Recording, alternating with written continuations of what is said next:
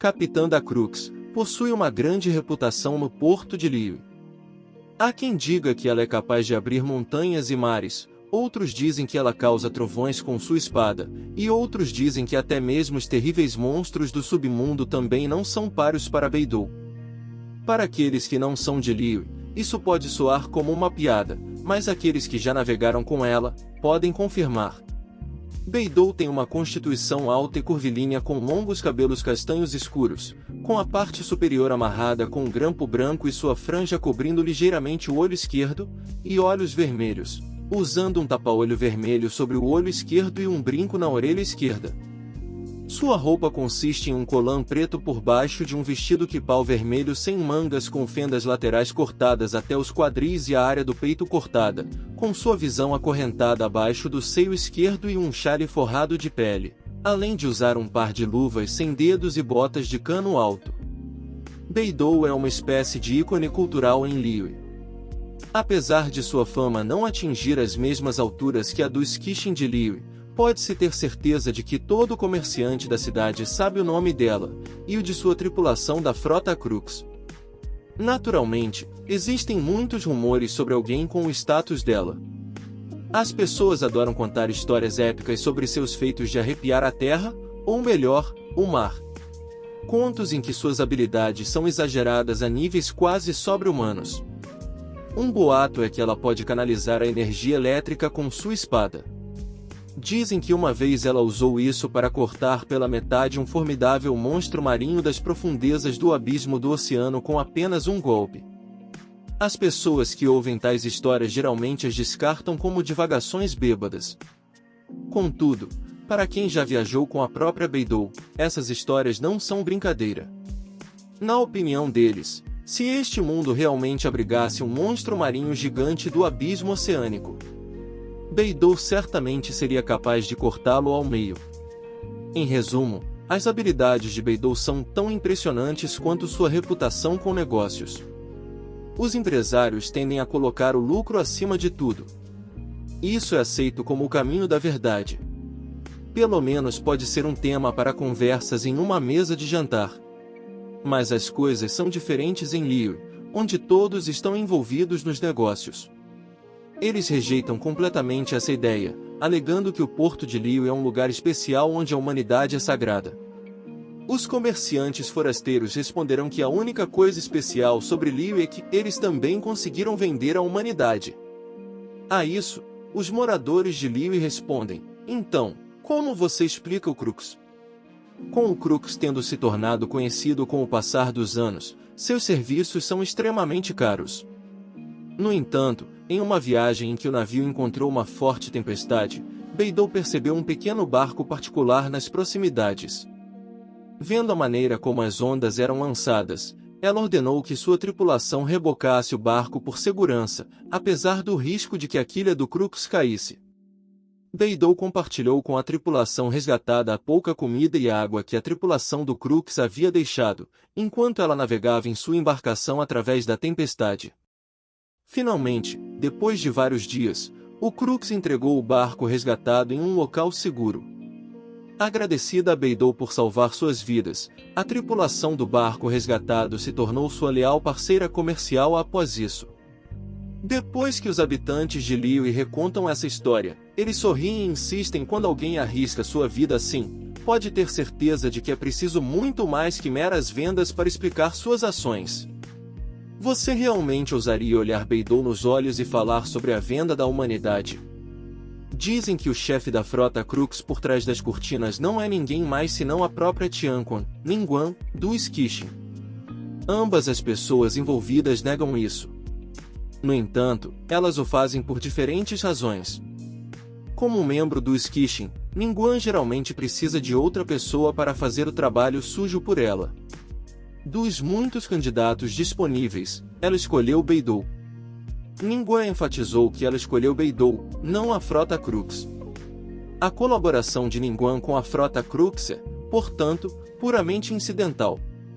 Enquanto isso, quando Beidou ouve os rumores sobre suas relações com Ningguang, ela insiste furiosamente que colabora com Ningguang em pé de igualdade. Beidou é sua própria chefe e ninguém, nem mesmo até Ningguang, está controlando ela. Beidou é certamente única entre os colaboradores de Ningguang. Ela não mede as palavras ou faz reverências como a maioria deles. Na verdade, pode-se até dizer que Beidou às vezes diverge de Ningguang. Os consultores de Ningguang se preocupam constantemente com o fato de Beidou ser imprevisível e desonesta demais. Porém, Ningguang simplesmente sorri e descarta suas preocupações. Pelo contrário, Beidou é a pessoa mais confiável em Liu. Ela responde. Apenas diga a verdade e o que ela ganhará em troca, e ela tomará uma decisão no seu próprio tempo. Certa vez, depois de desembarcar de uma longa viagem, a frota Crux realizou seu habitual banquete comemorativo de 3 dias. Foi um outono como qualquer outro, exceto pela nova chefe da cidade. Era Xianglin, a futura chefe de cozinha do restaurante Vami. Ao tentar manter os custos baixos, eles atraíram Xianglin a bordo depois de encontrá-la nas ruas. Quando ela viu Beidou, Xianglin ficou consternada, e deixou Beidou saber disso em termos inequívocos. Se você quiser comer frutos do mar no estilo Yui, não posso ajudá-la. Pretendo transcender os 2 estilos culinários de Liu com a minha comida. Beidou apenas sorriu e apontou para o baú de moedas de ouro ao lado dela. Apenas faça aquilo em que você é boa. Fizemos um bom trabalho da última vez. Que tal 50 mil mora? Aproveitando a chance de provar o valor de sua culinária, Xianglin aceitou o trabalho. Quando o dia terminou, Beidou foi de fato conquistada pela habilidade de Xianglin. Ela declarou diante de sua equipe que Xianglin logo seria uma renomada chefe em toda a cidade de Liu.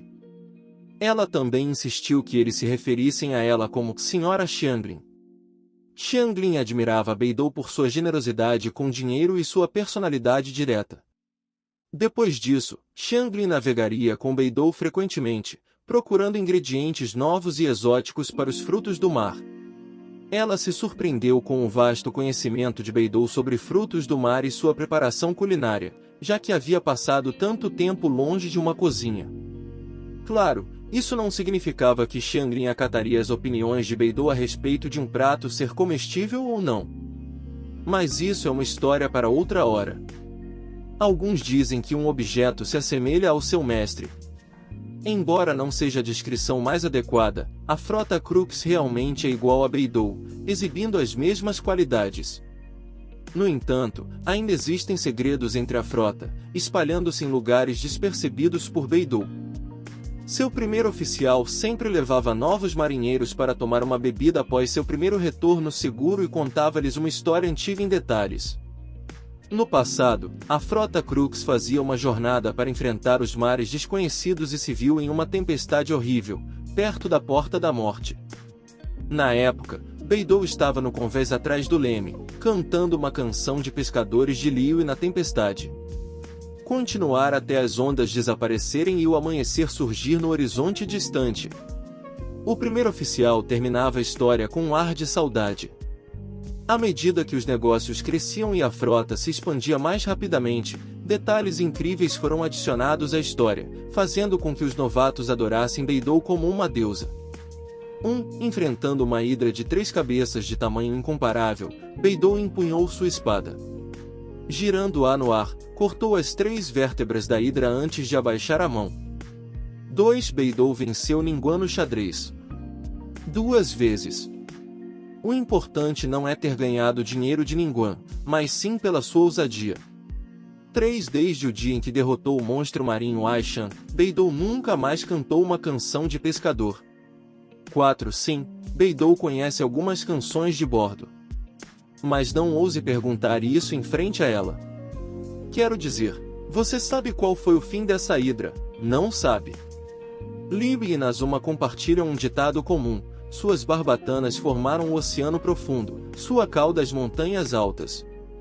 Os pescadores aprenderam essa frase em terra há muito tempo, e a cantaram repetidamente, espalhando a música por todo lado até que se tornou a canção frequentemente elogiada que as pessoas conhecem hoje.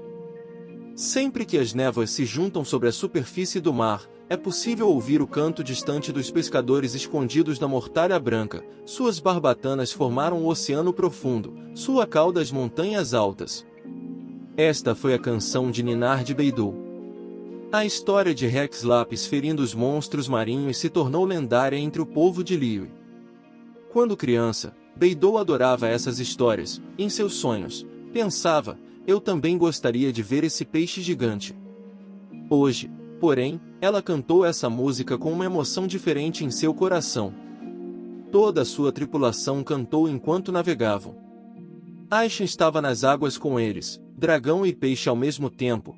Era maior que um pesadelo e poderoso como uma divindade, levantando ondas com dezenas de metros de altura com facilidade. Aqueles que exercem seu ofício no alto mar encontrariam Aisha eventualmente. Beidou desejava isso desde os 9 anos, sonhando em cortar a cabeça com um único golpe. Muitas vezes desafiou a criatura e muitas vezes falhou. Mas esse dia foi diferente. Nesse dia, ela atacou Aisha, com sua melhor espada na mão. A batalha durou ferozmente por 4 dias. Com canhões e arpões, flechas e cordas, a frota atacou Aisha, enquanto Beidou lutou contra a criatura por 10 horas durante a noite.